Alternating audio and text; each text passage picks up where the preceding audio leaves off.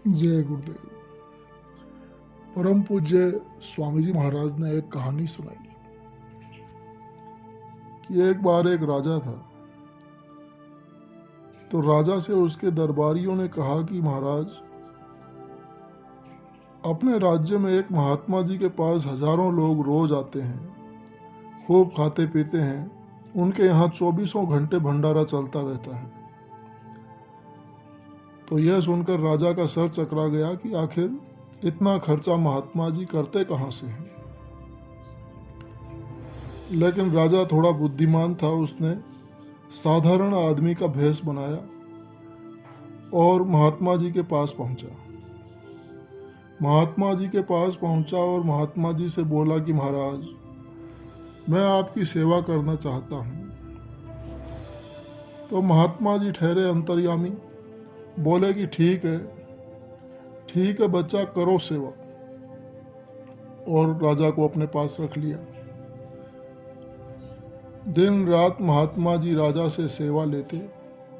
कभी लंगोटी खिंचवाते, कभी झाड़ू लगवाते, कभी बर्तन मंजवाते। और अगर कोई काम नहीं होता तो कहते कि बच्चा चलो पैर दाबो।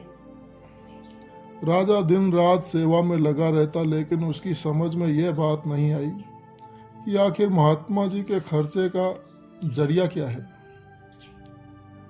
तो ऐसे ही एक दिन राजा रात को पैर दबा रहा था महात्मा जी के।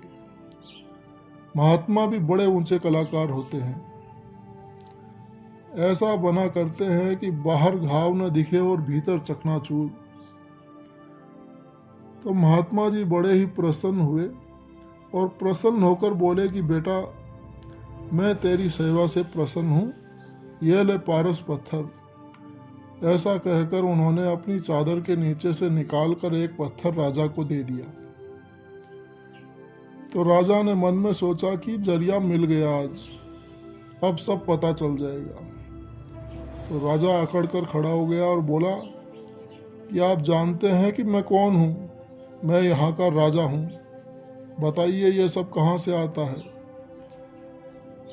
महात्मा जी ये सुनकर हंसने लगे और हंसकर बोले कि राजा होगा तू अपने घर का। यहाँ तो तू झाड़ू लगाता था, पानी भरता था, बर्तन मांजता था, छोटे से छोटा काम करता था। मैंने तुझसे प्रसन्न होकर ये मामूली सा छोटा पारस पत्थर दे दिया। अभी तुझे क्या पता मेरे पास कितने कीमती पत्थर रखे हैं। जा निकल जा यहाँ से। राजा साहब जो बनने गए थे, छब्बे दूबे बनकर वापस लौटे। हाथ उनके कुछ न लगा। स्वामी जी महाराज ने यह कहानी सुनाते हुए कहा कि इतनी सेवा करने के बाद भी राजा साहब को महात्मा जी का कुछ सुराग न लगा।